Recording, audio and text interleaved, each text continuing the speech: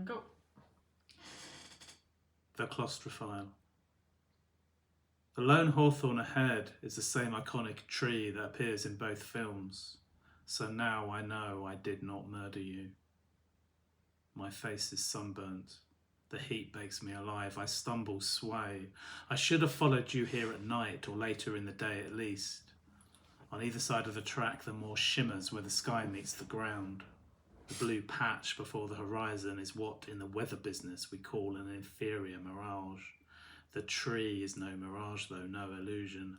I am not hallucinating. It is definitely the tree. The tree where we first meet the Snyder Party in the 1998 low-budget British found footage horror film, The Claustrophile. And 1 minute of the film's runtime, on this spot, under the tree's dangling branches, 2 of the 5 members of the group explain something about the reputation of where they are headed, the Claustrophile complex. Snyder, in a black top with white stripes on the sleeves, tells us that the rumours of an underground network of tunnels beneath this remote, almost secret moor in Yorkshire have proven to be true. The Claustrophile exists. Subsect have found it. We are Subsect, he says, the Subsect North Urban Exploration Team.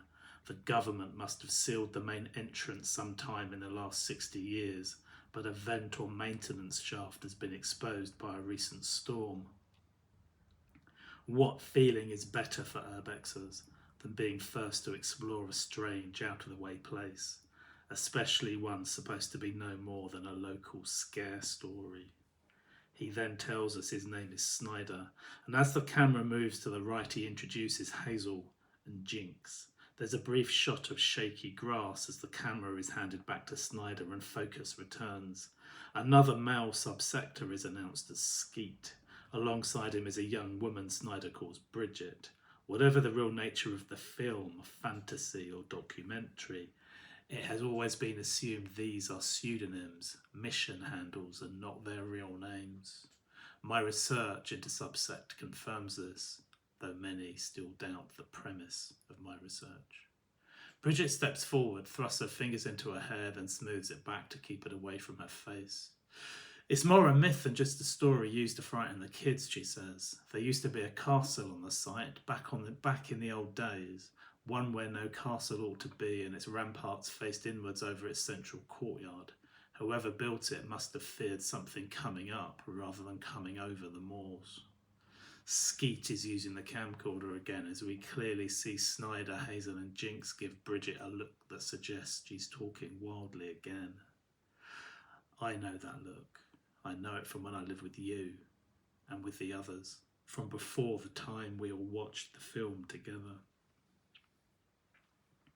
It crosses my mind how, when we saw this scene in our flat on Little Clarendon Street in Oxford, you, me, Vikram, Shyla and Bob, the gathering I've since in my notebooks and Claustrophiliac's blog referred to as the Original Viewing Group, or OVG. None of us knew what we were seeing here or could anticipate what would happen to us while we watched The Claustrophile, and because we watched The Claustrophile. In The Claustrophile, the frame jerks. Lush grass and hawthorn branches swing like shards in a kaleidoscope as the camcorder is passed back to Snyder.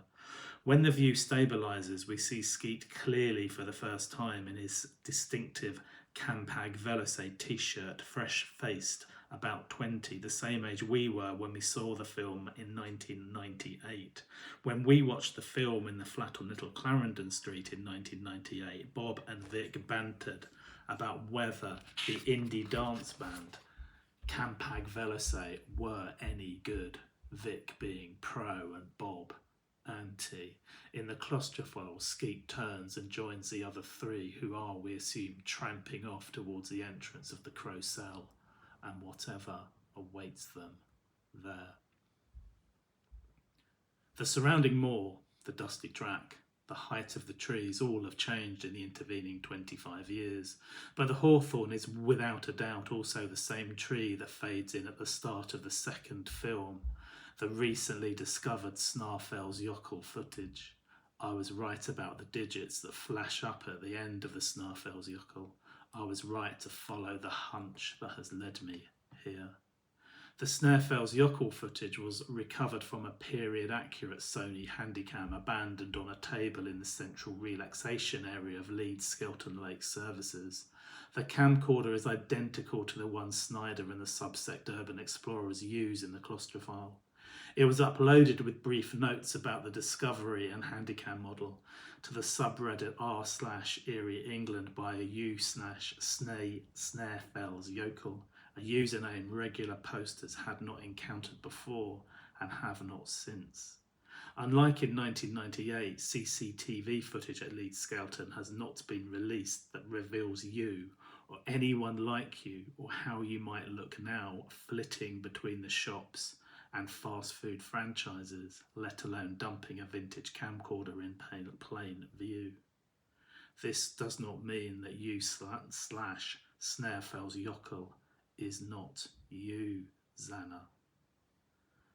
As soon as I realised the significance of the Snarefells Yokel footage, I knew I had to end my relationship with Devika, a woman I'd met on Match.com 8 months previously, and who has no idea who I really am. The Snarefells Yokel footage is 95 seconds long. Some, notably u/Erie England 3477 in the Erie England subreddit where I post as u/Descender98, have theorised that the Snarefells Yokel is a trailer for a sequel to the Claustrophile. There has been a recent vogue for sequels to films from decades ago. Top Gun Maverick, Blade Runner 2049, Indiana Jones 5 being examples. A sequel to the Claustrophile, though, would not only answer a lot of questions the film asks of us, but also confirm once and for all that the 1998 Claustrophile was a straightforward feature film, not something else entirely.